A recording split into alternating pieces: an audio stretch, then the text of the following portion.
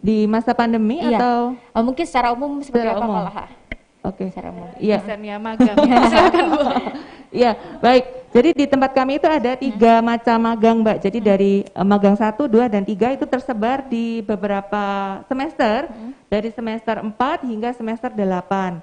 Nah, dari magang 1 tentu saja mereka tidak akan yang kemudian diminta langsung mengajar. Jadi di magang 1 itu tugas mereka, mahasiswa adalah datang di kelas, the real classes, dan mereka akan melihat pembelajaran, dan tentu saja mereka kemudian meng-cross check, mensinkronkan dengan teori yang sudah mereka dapatkan di kelas.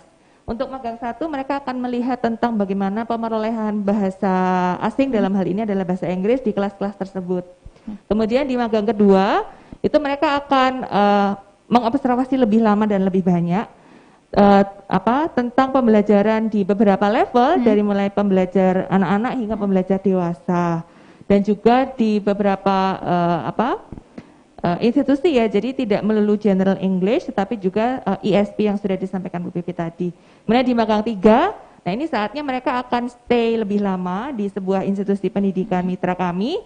Mereka akan stay selama kurang lebih 1 bulan, Mbak. Jadi untuk tidak hanya mengajar, tetapi juga melihat tentang kultur kebudayaan di sekolah tersebut, kemudian juga involve untuk pembuatan RPP yang akan mereka rancangan pembelajaran di kelas ya, dengan para guru pamong yang ada di sana, begitu. Oke, tadi magangnya kan ada 3 kali ini ya. Itu di semester berapa aja itu, Bu? Ya, untuk di magang pertama itu di semester 4, kemudian di magang 2 itu semester 6, kemudian di semester 8 adalah magang terakhir yang ketiga.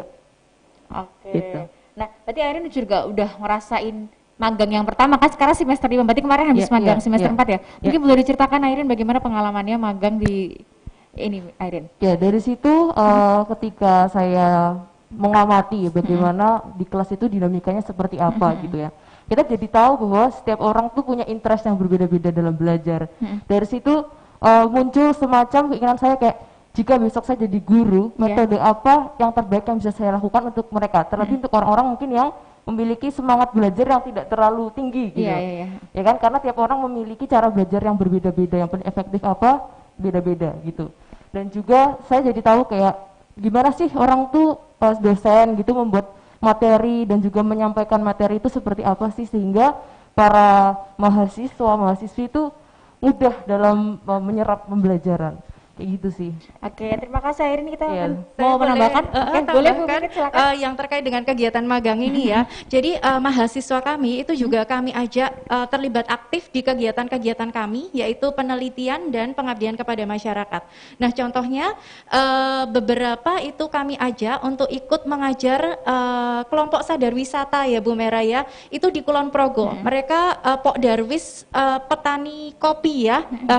Lalu kami juga ajak mereka ke 1 atau 2 sekolah dasar yang di Kulon Progo, tapi yang di tinggi sekali ya. Memang karena mereka sangat kekurangan resources untuk guru bahasa Inggrisnya, sehingga kami ajak mahasiswa ke sana setiap 2 minggu sekali kalau nggak salah ya Bu Mera ya, untuk mengajar anak-anak yang ada di sana. Berarti itu contoh lain. Mahasiswanya terlibat langsung begitu ya, mempraktekkan. Betul gitu lah. Itu Pok Darwis, lalu kelompok sadar wisata yang di Kulon Progo, lalu beberapa sekolah di Kulon Progo. Oh ya, kami juga membawa mahasiswa ke Desa Meat. Desa Meat itu di pinggir Danau Toba yang sangat resource-nya sangat besar, tapi mereka sepertinya belum istilahnya belum ngeh, apa bahasa Indonesia belum sadar, belum paham, belum sadar gitu ya, belum sadar ya, bahwa potensi wisata di sana itu sangat besar dan sangat potensial untuk istilahnya diperkenalkan ke dunia luar, gitu dengan teknologi. Nah, waktu itu mereka kurang sekali background knowledge, jadi belum tahu banyak bagaimana ini bisa diapain ya gitu. Jadi waktu itu anak-anak kami di sana membantu untuk mengajar Pok Darwis, kelompok sadar wisata di sana, sehingga paling tidak mereka bisa menawarkan atau menceritakan potensi-potensi yang ada di sekitar desa mereka di pinggiran Danau Toba, yang waktu itu jadi salah satu Bali barunya Pak Presiden kita, Mbak. Oke, terima kasih Bu Mira, Bu Pipi, dan juga Airi. Kita akan membacakan pertanyaan selanjutnya dari Tribuners. Terima kasih juga untuk Tribuners yang sudah bergabung dan juga memberikan pertanyaan. Ini dari Dina. Katanya kayaknya seru kalau masuk UKDW, banyak program yang menarik dan memberikan kesempatan bagi mahasiswa untuk lebih berkembang.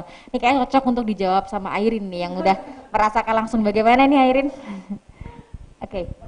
Pertanyaannya dibilangnya kayaknya seru kalau masuk UKDW, banyak program yang menarik. Bisa cerita. Bisa cerita benar-benar. Iya, pasti Seperti seru apa? banget. Ditambah jika kita tuh antusias, Iya. ya. Karena memang banyak sekali program yang ditawarkan seperti yang tadi, yang summer program itu tadi.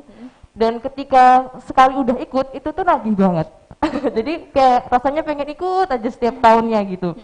Dan juga kita jadi punya relasi yang lebih besar karena ada teman-teman dari luar negeri yang ikut juga mungkin ke Jogja untuk ikut summer program.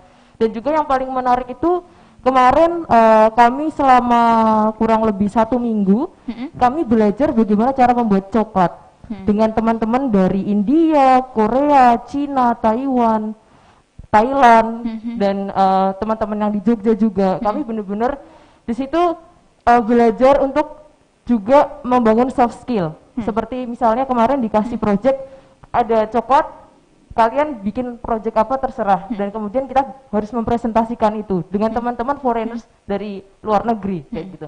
Jadi di sini benar-benar soft skill-nya tuh beraneka macam soft skill tuh dibangun gitu. Jadi ya kuncinya itu kita antusias memiliki apa ya keinginan untuk belajar hal-hal yang baru kayak gitu. Jadi ya memang sangat menyenangkan sih. Dan keluar dari comfort zone ya. Iya benar banget. Benar-benar belajar, ketemu orang baru gitu ya, mengasah kemampuan. Nah, terima kasih Airi, terima kasih Bu Mera dan juga Bu Pipi. Ini sebelum kita tutup, ini ada yang ingin disampaikan mungkin dari Bu Mera ataupun Bu Pipi terkait dengan PMB boleh di PBI UKDW. Silakan Ibu. Oke, baik. Mungkin untuk Tribuners, teman-teman di sana yang sudah ada apa ya, sudah ada keinginan untuk masuk ke prodi PBI tapi masih ragu-ragu seperti yang tadi Airin bilang, aduh nanti jangan-jangan harus bisa bahasa Inggrisnya harus bagus gitu ya. Nah mungkin dengan cerita-cerita dari saya tadi, Bu Mera dan juga Airin mungkin bisa menambah kemantapan ya. Oke, ini mungkin memang jalan saya, lalu segera bisa mendaftar di UKDW, di PBI UKDW. Nah yang terkait dengan kegiatan tadi yang kuliah lokal rasa internasional, itu memang di prodi kami banyak sekali menyelenggarakan kegiatan-kegiatan di luar kelas. Misalnya tadi mungkin Bu Mera belum sampaikan ada satu sesi di mana mahasiswa ini teleconference dengan salah satu authors, penulis buku dari UK. Oh iya, dari UK, Iya. dari United Kingdom ya. Betul, betul. Lalu mahasiswa berinteraksi langsung dan bertanya langsung terkait dengan buku itu. Jadi contoh-contoh seperti ini yang kita berikan ke mahasiswa sehingga besok ketika mereka lulus, mereka tidak hanya dibekali dengan kognitif, dengan knowledge, dengan pengetahuan, tapi juga soft skill yang baik. Begitu dari saya. Oke. Bu Silakan, Bu Mera, Mera. Airin. Baik, ya Tribuners yang masih ragu, mari segera bergabung dengan Prodi Pendidikan Bahasa Inggris UKDW karena tidak hanya academic skills tapi juga soft skills yang akan kami kedepankan sehingga one package complete kalian selesai belajar di PBI UKDW, kalian akan menjadi seseorang yang siap di kedua hal, soft skills dan hard skills.